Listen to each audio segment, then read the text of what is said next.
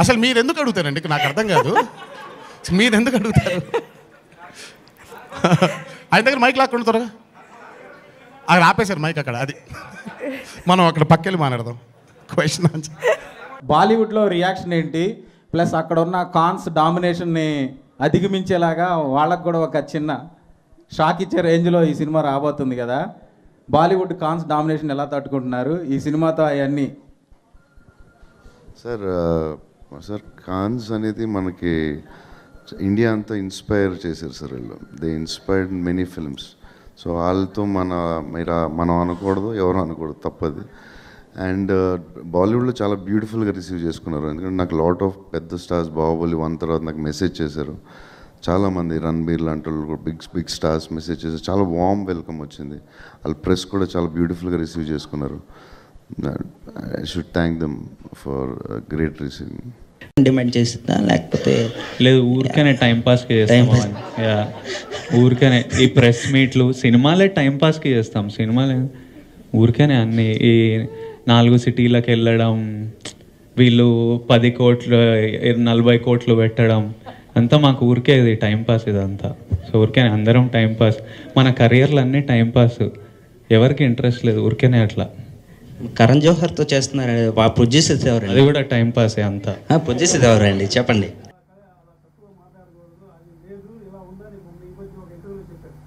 సరిగ్గా చదవలేదేమో మీరు. కాదు మీరు సరిగ్గా చదవాలా. ఈనాడులో ఇంటర్వ్యూ వచ్చింది, అది మీరు సరిగ్గా చదవాలా. దాంట్లో ఏం చెప్పారంటే మామూలుగా మన ఇండియాలో పుట్టినోడే అక్కడికి వెళ్ళి ఒక 4 years ఉండొస్తాడు.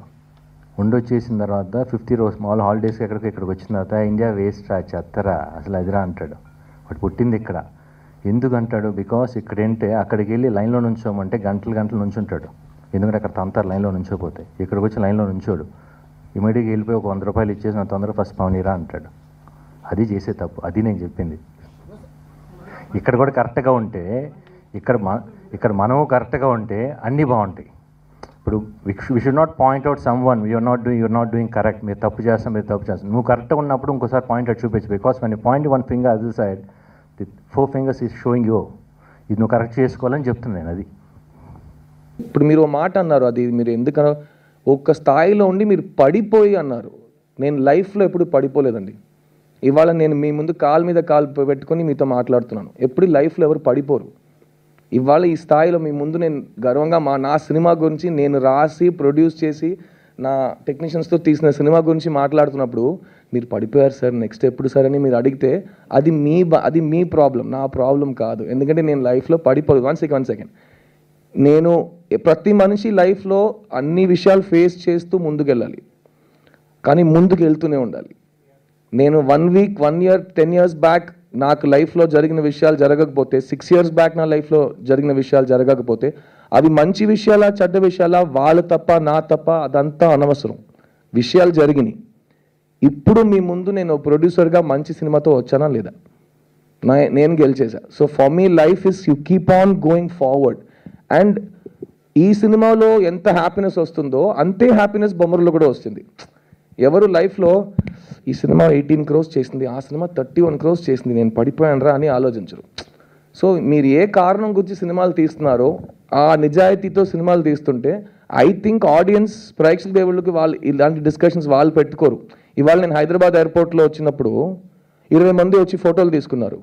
వాళ్ళు దూరం నుంచి పాపం 10 years ముందు వచ్చి ఉంటే ఫోటో తీసేవాళ్ళం, పడిపోయాడు కదా పాపం అని వాళ్ళు చెప్పలేదు. ఓకేనా? బండి ఎక్కే వరకు పక్కన ఉండి సార్ మీరంటే నాకు చాలా ఇష్టం సార్ అని చెప్పి వెళ్ళారు. సో అది నాకు ఇక్కడ ఉంది. అది నేను ఎప్పుడు ఇది నా ఇల్లు, నా ఇండస్ట్రీ, ఇది నేను మంచి సినిమాతో వస్తే వాళ్ళు ఆదరించాలి, చెత్త సినిమాతో వస్తే చెప్పు తీసుకొట్టాలి నన్ను.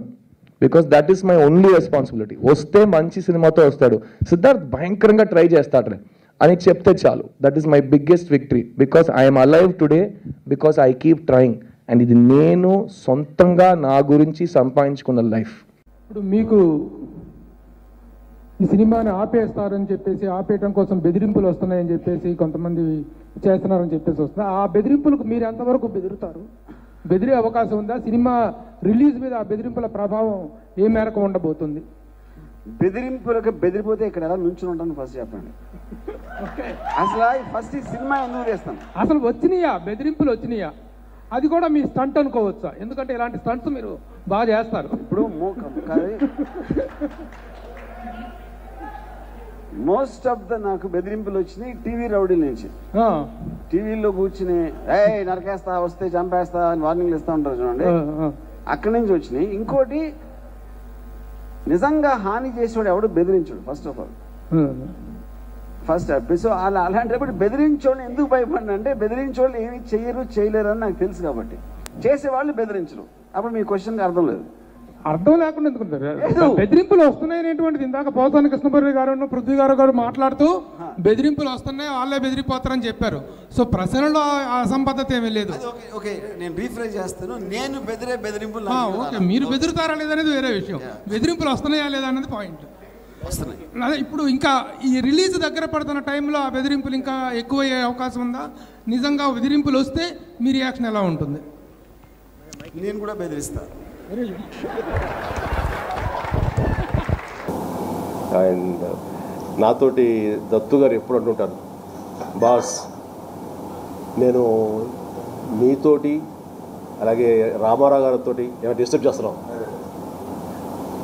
మీతోటి రామారావు గారితో నేను ఎన్నో అద్భుతమైనటువంటి సినిమాలు చేశాను. సార్, ప్రశ్నించడం కోసం అంటూ జనసేన పేరుతో పవన్ కళ్యాణ్ జనాల్లోకి వెళ్ళాడు. మరి ప్రశ్నిస్తున్నటువంటి పవన్ కళ్యాణ్ ఈ స్టేజ్ మీద మీరు ప్రశ్నిస్తే ఆ దృశ్యం చూడాలని చాలామందికి ఉంది. మరి ఈ షోలో పవన్ కళ్యాణ్ గారిని ప్రశ్నించే దృశ్యం కనిపిస్తుందా?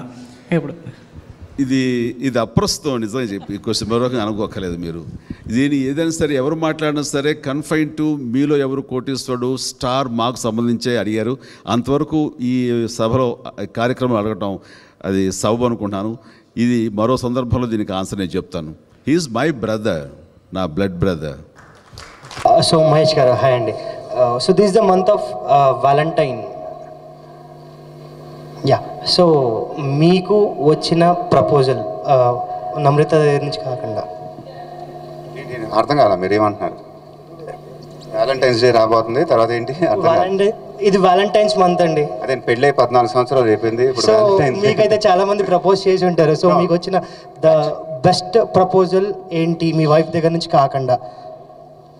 అది ఎలా అండి, మా వైఫ్ నుంచి ఎప్పుడు ఏం మాట్లాడుతున్నారు మీరు? Okay.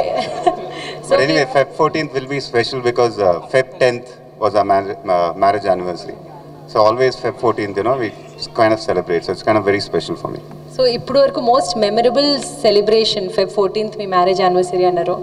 So most memorable celebration or gift మీరు ఇచ్చింది ఆర్ తను ఇచ్చారు మీకు? I mean, we don't really remember the gifts, but every year has been memorable.